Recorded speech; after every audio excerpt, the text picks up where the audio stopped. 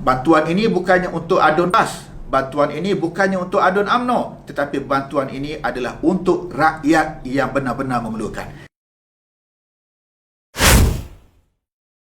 Pertama, saya bersyukur pada Allah SWT kerana pada petang ini saya dapat bersiaran secara rakaman dengan pihak Harap TV berkaitan dengan beberapa isu yang telah pun ditimbulkan oleh pengerusi perhubungan UMNO Negeri Terengganu pada hari ini, yang saya telah pun diberi maklum dengan klip video kepada saya sebentar tadi, di mana Yang Berhormat Datuk Seri Ahmad Said mengatakan bahawa pihak UMNO tidak mendapat walau satu sen pun peruntukan di atas isu ujian COVID-19 yang menimpa kepada rakyat di negara kita pada hari ini.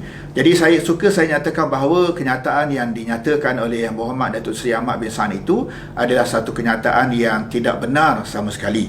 Tidak betul sama sekali, kerana pihak kerajaan sebenarnya telah menyalurkan sebanyak RM45,000 melalui peruntukan kepada semua adun-adun UMNO Barisan Nasional melalui pejabat daerah masing-masing.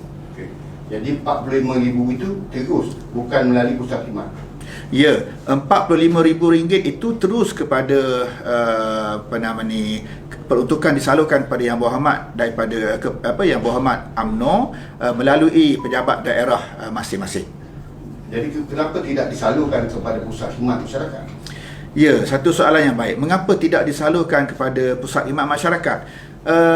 Sebenarnya apabila kita merancang perancangan untuk menyalurkan bantuan kepada rakyat secara cepat dan telus ini, kita merasakan bahawa ada kemungkinan terdapat segelintir rakyat yang berada di don-don yang diwakili oleh UMNO Barisan Nasional, yang kemungkinan ada di antaranya yang merasa segan kepada pihak MPKK ataupun yang merasa segan kepada penyelaras dan sebagainya. Maka mereka yang seperti ini kita raikan, kemungkinan mereka lebih selesa untuk berhubung terus dengan wakil rakyat daripada UMNO. Maka kerana itu kita memperuntukkan sebahagian, iaitulah sebanyak RM45,000 kepada wakil rakyat UMNO melalui pejabat daerah, supaya golongan-golongan yang seperti ini dapat mengambil manfaat menerusi bantuan daripada wakil-wakil rakyat UMNO Barisan Nasional.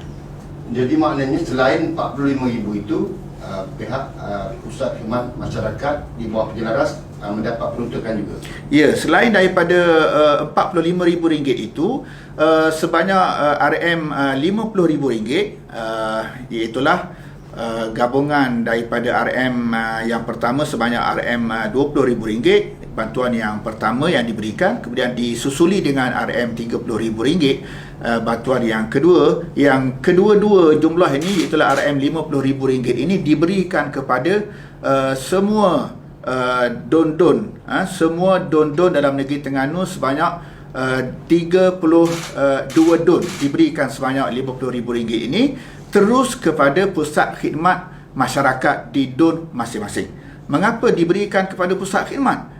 Kerana kita mahu bantuan ini disalurkan terus kepada rakyat yang berada di kampung-kampung. Kita tidak mahu ada birokrasi daripada satu pihak kepada satu pihak, permohonan lambat dan sebagainya. Kita mahu supaya bantuan ini terus pergi kepada rakyat. Kerana itu kita menggunakan agensi yang paling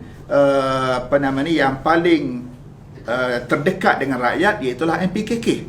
Jadi kerana itu bantuan daripada kerajaan dimasukkan terus ke akaun pusat khidmat masyarakat di semua 32 don ini, yang kemudiannya pusat khidmat masyarakat don ini menyalurkan kepada MPKK mengikut jumlah ataupun bilangan rakyat yang layak dan juga yang benar-benar memerlukan. Mengapa MPKK? Kerana mereka adalah merupakan agensi kerajaan yang paling dekat dengan rakyat, yang paling kenal di antara rakyat mana yang susah, mana yang layak, mana yang sangat-sangat memerlukan. Dan kita telah pun memberikan taklimat dan juga arahan kepada semua MPKK supaya di dalam menyampaikan bantuan dan juga pertolongan ini tidak boleh dijadikan asas di atas asas parti ke sokongan ke apa ke, tidak boleh. Dalam arti kata yang lain, MPKK harus memberikan kepada yang benar-benar layak dan berhak, sama ada dia orang PAS ke, dia orang UMNO ke, dia orang PH ke, dia orang tidak berparti ke, asalkan dia layak dan asalkan dia sangat memerlukan, maka itulah golongan yang akan diberikan oleh pihak MPKK. Jadi Datuk Seri Ahmad Said juga mendakwa MPKK ni bagi bantuan sembunyi-sembunyi. Jadi apa komen sekarang? Ya, dalam ucapan ataupun dalam kenyataan Datuk Seri Ahmad Said juga saya dengar tadi, beliau menyatakan bahawa MPKK beri mengagihkan barang itu secara sunyi-sunyi, senyap-senyap. Saya pun agak pelik juga. Mungkin Datuk Seri Ahmad Said ini wallahualam lah, sama ada dia tidak mendapat maklumat yang sebenar ataupun dia tidak mempunyai akaun Facebook ataupun tidak dimaklumkan oleh pegawainya. Kalau sesiapa saja yang dalam dunia tanpa sempadan ini, kalau kita tengok menerusi media baru, Facebook baik, Twitter baik, Instagram baik, terlalu banyak gambar-gambar yang keluar yang ada di dalam dalam Facebook yang memaparkan aktiviti-aktiviti harian yang dilakukan sama ada oleh ahli-ahli yang berhormat, oleh penyelaras, terutamanya oleh MPKK yang bekerja siang dan malam dalam suasana PKP ini, dan mereka mematuhi peraturan yang telah ditetapkan, SOP dan sebagainya. Mereka pergi ke segenap kampung menyampaikan bantuan yang telah pun disampaikan itu, dan di antaranya kita dipaparkan, ditunjukkan dalam gambar dalam Facebook, Instagram dan sebagainya. Jadi saya rasa agak pelik lah Datuk Seri Ahmad Said ini, mengapa beliau tidak melihat. Mungkin beliau tidak dimaklumkan, saya pun wallahualam, saya pun tidak tahu. Bagi Dun YB sendiri, jelaslah pembagian tu tidak seperti yang didakwa oleh... Ya, tidak seperti yang didakwa. Bahkan bantuan itu diberikan kepada semua yang layak dan benar-benar layak. Dan untuk makluman juga, saya suka nak menyatakan di sini bahawa sekiranya ataupun jika kita bergantung kepada bantuan yang diberikan oleh pihak kerajaan semata-mata, sebenarnya masih tidak mencukupi.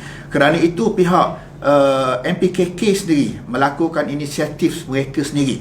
Mereka menerima sumbangan daripada orang perseorangan, mereka menerima sumbangan daripada pelbagai pihak, termasuk daripada NGO. Inisiatif mereka sendiri menghubungi kawan-kawan, sanak saudara mereka yang mempunyai keuangan yang lebih dan sebagainya. Mereka hubungi dan mereka dapatkan sumbangan itu, dan mereka beli barang dan sampaikan kepada mereka yang memerlukan di kampung masing-masing. Kerana itu kita akan dapati bahawa di setengah-setengah kampung, dari sudut barangannya, jumlah barangannya, item-item barangannya itu kadang-kadang tidak sama. Kerana ada di setengah-setengah kampung MPKK-nya lebih inisiatif sendiri mengutip dana dan sebagainya. Jadi MPKK yang seperti ini, mereka berjaya mengutip, menyediakan sumbangan yang banyak untuk diberikan kepada lebih ramai mereka yang layak di dalam kampung masing-masing. Jadi sebenarnya tidak timbul isu MPKK menyerahkan secara senyap-senyap, tidak timbul sebenarnya. Jadi YB sebut tadi peruntukan bagi adun UMNO Barisan Nasional ini disalurkan melalui pejabat daerah.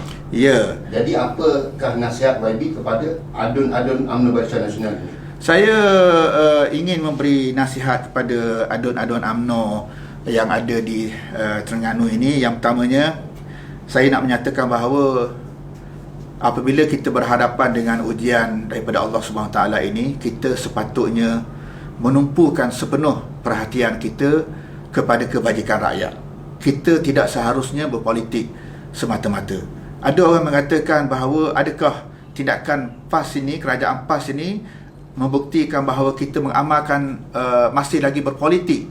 Jawapannya, kerana tidak berpolitiklah maka kita mengambil tindakan yang seperti ini, kerana kita mahu duit yang disalurkan oleh kerajaan itu disampaikan terus dengan cepat dan tepat kepada rakyat yang benar-benar memerlukan.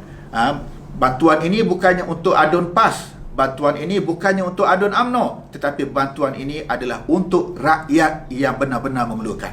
Ini suatu perkara yang kita semua kena faham. Jadi saya mahu berpesan kepada semua di kalangan kita supaya kita tidak berpolitik dalam keadaan sekarang ini. Kita tumpukan kepada kebajikan rakyat sungguh-sungguh, dan dalam masa yang sama sempena dengan kedatangan Ramadan yang tidak lama lagi ini, kita mengambil peluang untuk bermunajat kepada Allah agar Allah Subhanahu Wa Taala memberikan kepada kita keselamatan, memberikan kejayaan kepada kita untuk menempuh segala mehnah dan ujian COVID-19 ini, dan mudah-mudahan Allah Ta'ala mempermudahkan semua urusan kita dan juga menyelamatkan kita semua, dan seterusnya kita berjaya mengharungi ujian yang begitu hebat ini dengan jayanya, dengan bantuan daripada Allah Subhanahu Wa Ta'ala, insya-Allah.